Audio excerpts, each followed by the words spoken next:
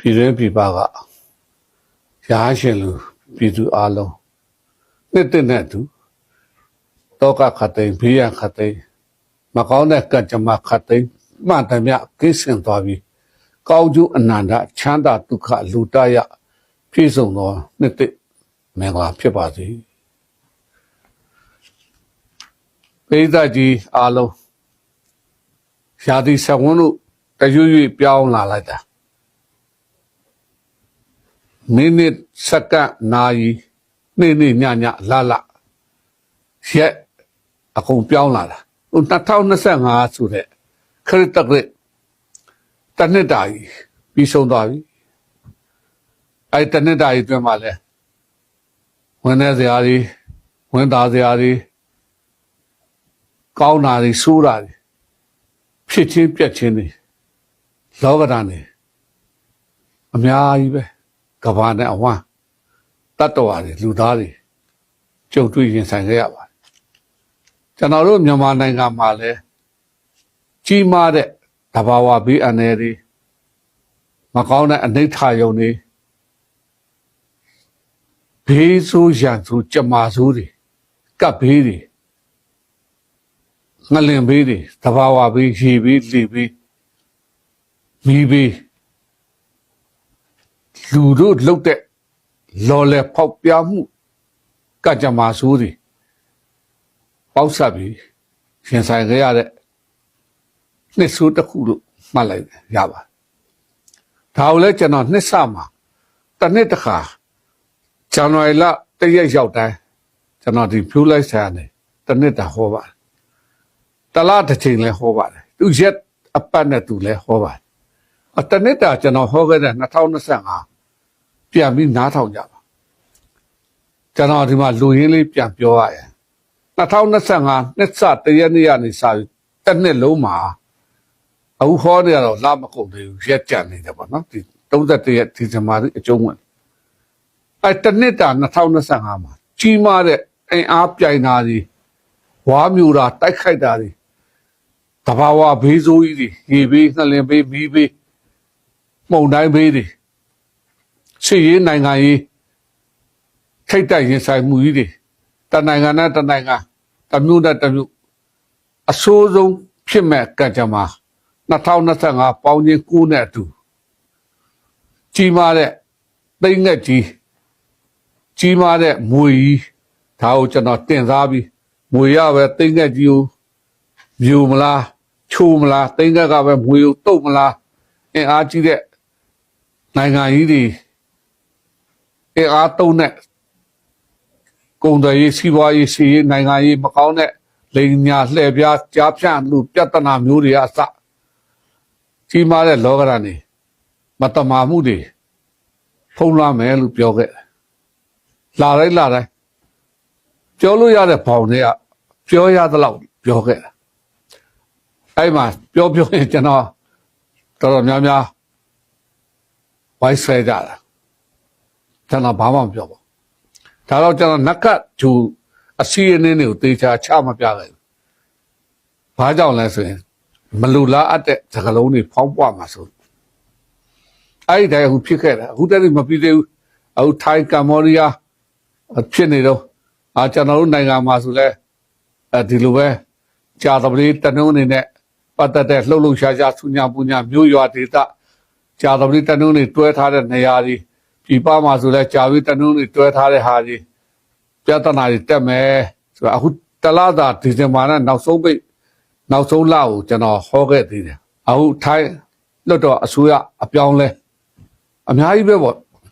ဖြစ်တုံးအခုအဲ့ဒါကြီးပြီးသွားပြီအနိစ္စအခုနှစ်တည်းရောက်ပြီ2026ပြည့်ညတ်တက္ကရာပြောင်းသွားပြီနှစ်326အားလုံးဒီတစ်ကပြန်စားကြတော့မှာကကြမှာအားလုံးပေါင်းလိုက်တစ်ခဏနှစ်326ပေါင်းတစ်ဆိုတာတစ်လို့ပြည့်ညတ်တဲ့2026မှာအားလုံးဟာတစ်ကပြန်စားကြတာတစ်ကပြန်စားတယ်ဆိုတော့အဟောင်းတွေပြည့်စည်သွားလို့ပြန်စားတာလည်းပါတယ်ရက်ဆိုင်ထားလို့ပြန်နှိုးကြွလာတာလည်းပါတယ်ဒါမှမဟုတ်ရင်စာမျက်နှာအသစ်လှန်လိုက်တာလည်းပါတယ်ဘဝအသစ်ချလိုက်တာလည်းပါတယ်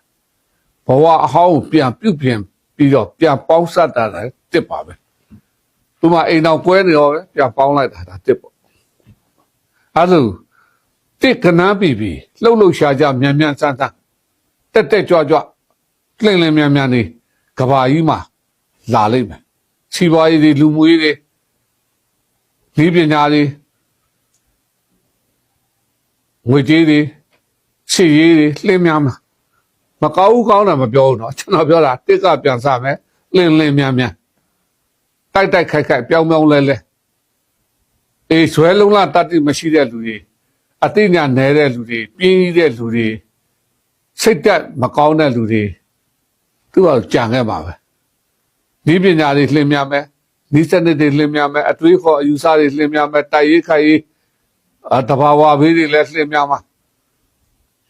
ကောင်းတယ်မကောင်းကျွန်တော်ပြောရမှာเนาะလှင်းမြန်ပြီးတစ်ကပြန်စကြလိမ့်မယ်အဲ့လိုကျွန်တော်ပြော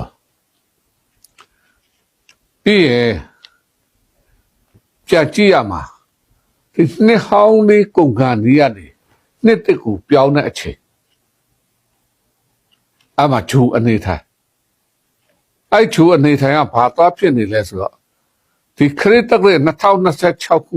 ပထမဇန်နဝါရီလဖေဖော်ဝါရီလမတ်လဧပြီလအဲ့၄လကို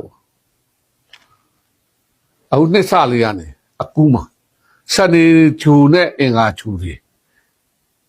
အနောက်တိုင်းအမြင်နဲ့ဆိုရင်တော့90ဒီဂရီပေါ့မြင်တယ်ဟိန္ဒူအမြင်နဲ့ဆို၄တက်အပြန်လန်းမြင်တယ်ပေါ့ဗျာအဲ့လိုမြင်တဲ့အခါမှာအင်္ဂါဂျူနဲ့စနေဂျူမြင်တာကမကောင်းဘူးအတိုက်ခံနေများမယ်စီရေးတဘာဝဘေးစီးပွားရေးစိတ်အနှောက်အယှက်တွေအဟာတားတွေမာနတွေမလုံမုန်းတာတင်းမာမှုတွေအဲ့ဒါလေးတွေရှိနေတယ်အငင်းပွားမှုတွေနိုင်ငံရေးတင်းမာမှုတွေဒီနှစ်အခုမှပိတ်ပင်မှုတွေအားပြမှုတွေဖိအားတွေမိဘေးငလင်ဘေးမိတောက်ပေါက်ကွဲမှုန်တိုင်းတဘာဝဘေးတွေဒါတွေဟာအခုနှစ်ဆနဲ့ပထမ၄လပတ်မှာသတိထားမယ့်အရာတွေပဲဘာကြောင့်သတိထားလဲဆိုတော့2026ဇန်နဝါရီလ1ရက်နေ့အဲ့ဒီနေ့မှာဖြစ်ပေါ်လာတဲ့ကောင်းငင်ချိုနက္ခတ်တွေဟာဒီနှစ်တစ်နှစ်ရဲ့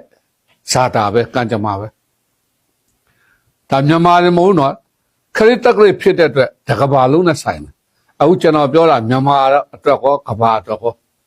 ဟောနေတာဖြစ်တယ်အဲ့တော့ကြည့်ရအောင်ဇန်နဝါရီလ1ရက်ကြာတော်လေးနေ့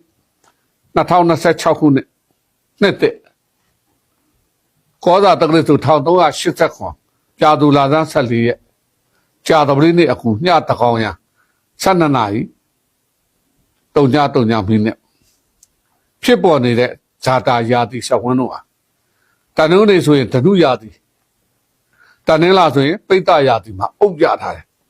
အင်္ဂါကျိုဓနုယာတိဗုဒ္ဓဘူးကျိုဓနုယာတိကြာတော်လေးကျိုမေထုံယာတိတောက်ကြကျိုဓနုယာတိစနေကျိုကုံယာတိရာဟုကျိုကုံယာတိတန်တောင်းကတူယာတိမှာနော်အဲ့တော့ကိတ်ကျိုဆိုလို့ရှိရင်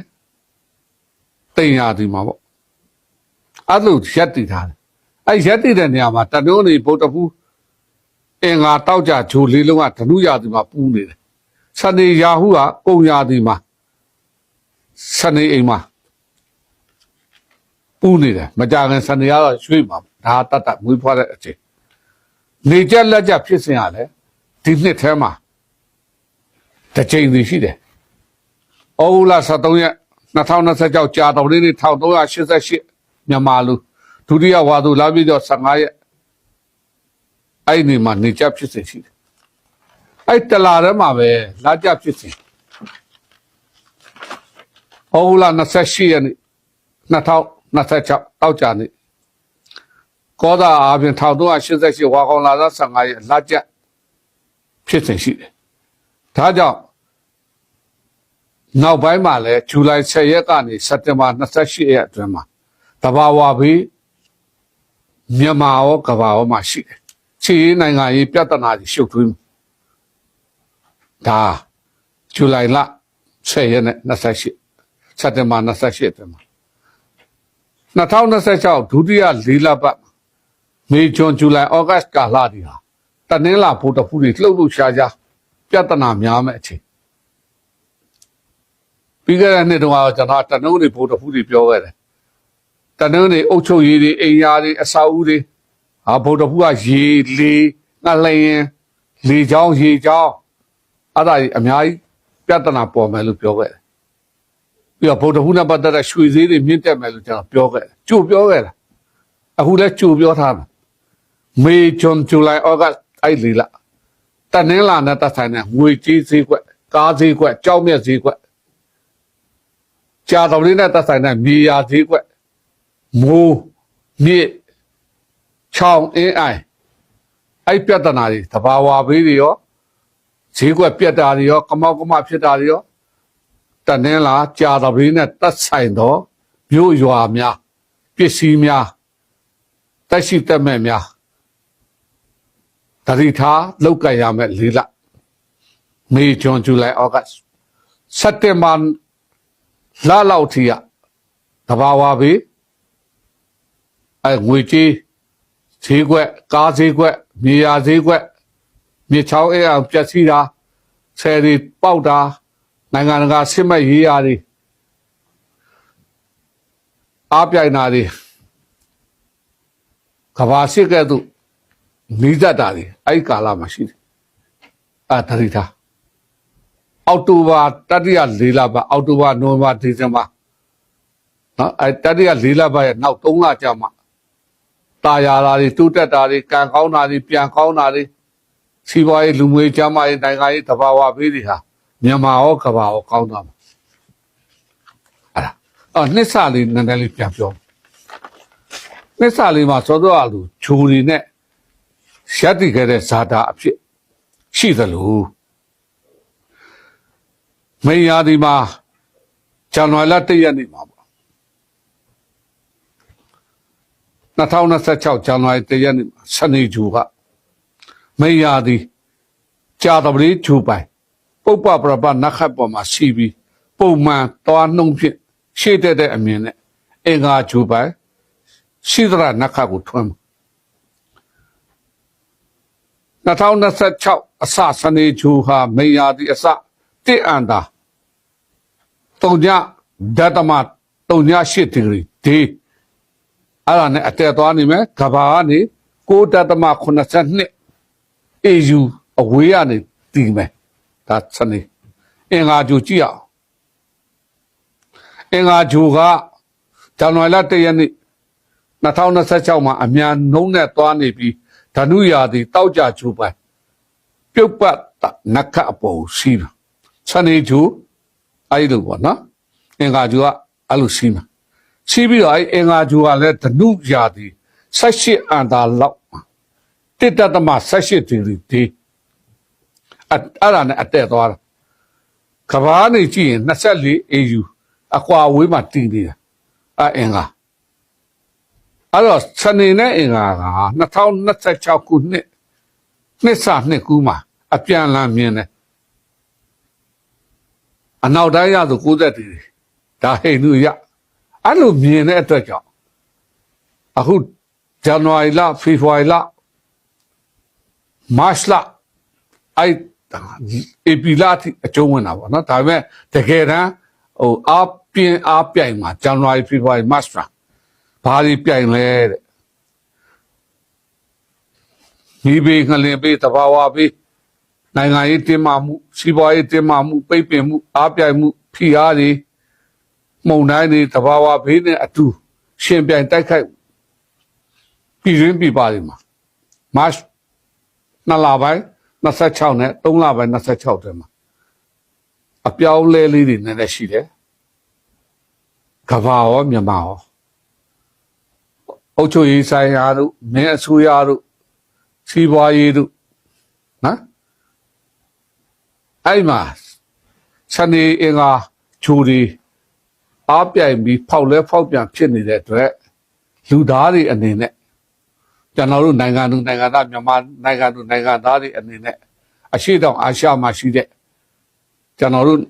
နိုင်ငံရောက်သွားနေတဲ့ကမ္ဘာမှာရှိနေတဲ့လူတွေအနေနဲ့သတိဝရိယနဲ့နေဖို့လိုတယ်တစ်စိတ်တွေကိုဒေါသလောဘတောကကြီးအောင်မလုပ်နဲ့ကိုယ့်ဘာကိုထိတ်ဒေါသဖြစ်မှန်းသိထိတ်လိုက်လွတ်ထိုင်အကြီးဖြစ်သွားလိမ့်ဒေါသကြီးထိတ်လောဘအကြီးတွေဖြစ်နေထိတ်မထိတ်ကုန်သွားလိမ့်မောဟအကြီးတွေထိတ်လောဘဒေါသမောဟဆိုတဲ့ဒေါ်လောမောအကြီးစားတွေမဖြစ်အောင်ထိတ်ပြီးရင်ကောင်းမှုကုသိုလ်စိတ်စေတနာနဲ့လုပ်မကောင်းစိတ်မကောင်းပြောမကောင်းဝေဖန်မကောင်းပုတ်ကံမကောင်းဒေါသတွေဖြောက်ကောင်းမှုကုသိုလ်တွေလုပ်အဲ့ဒါဆိုရင်ဒီနှစ်တစ်လပိုင်း2လပိုင်း3လပိုင်း4လပိုင်းမှာဖြစ်ပေါ်သောအင်္ဂါစနေတို့ဤအပြန်အလှန်မြင်တဲ့ချိုစည်းချိုနဲ့မကောင်းတဲ့ကိစ္စတွေအဟောင်းကပါလာတဲ့ကိစ္စတွေရှင်းနိုင်မယ်ကျွန်တော်မကောင်းဘူးလို့ပြောနေတာမဟုတ်ဘူးเนาะအဲ့ဒါမကောင်းဘက်ကိုလည်းလှည့်ပြီးမတကောင်းမှလည်းပြောမနေဂျိုရဲ့အနေထားအတိုင်းကျွန်တော်ပြောတာအဲ့ဒါတခါ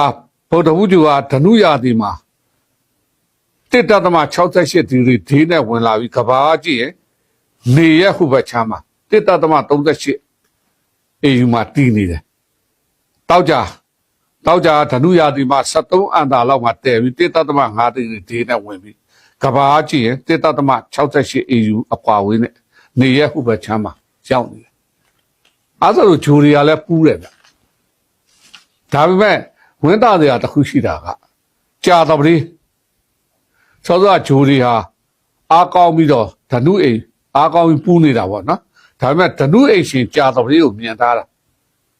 ဒါကြောင့်2026မေလ29ရက်နောက်ပိုင်းမှာတော့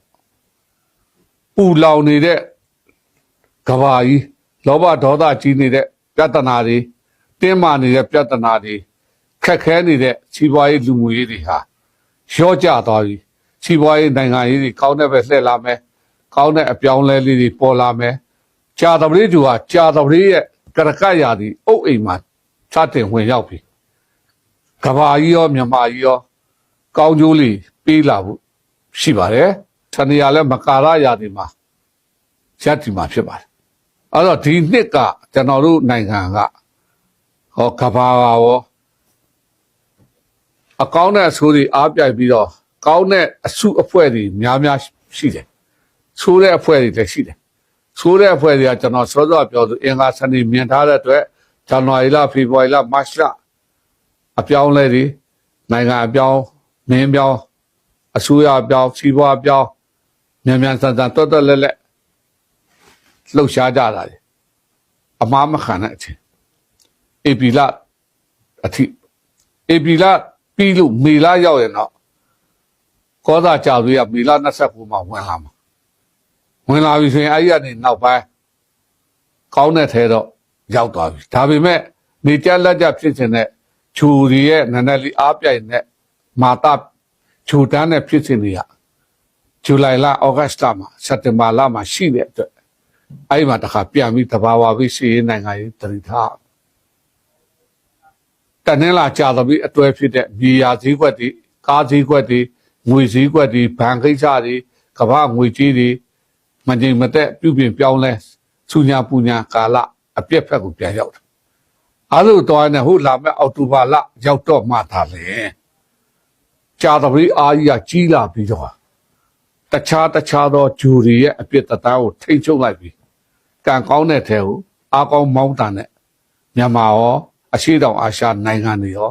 ရောက်ရှိသွားမှာဖြစ်ပါတယ်။ဒါကြောင့်ကျွန်တော်တို့2026ကိုသူအပိုင်းလိုက်ရှုမြင်ကြဖို့လိုပါတယ်။အားလုံးမင်္ဂလာနဲ့ပြည့်စုံပြီးကံကောင်းမှုဆိုရင်အလွယ်ဆုံးအကောင်းဆုံးဖရာအဆူဆူပြောခဲ့တဲ့စကားတွေကတိတိကျကျနားထောင်ပါမကောင်းတာမှန်သမျှမလုပ်ပါနဲ့တဲ့ဖရာအဆူဆူပြောခဲ့တယ်ကောင်းတာမှန်သမျှလုပ်ပါတဲ့စိတ်ကိုဖြူအောင်ထားမအောင်ထားပါတဲ့မကောင်းမှုရှောင်ကောင်းမှုဆောင်စိတ်ကိုဖြူအောင်ထားအဲ့ဒါရေရအစ်စ်ပဲအဲ့ဒီတိုင်တာလိုက်လို့โอเค အားလုံးပိဋကကြီးနှစ်သက်မှာ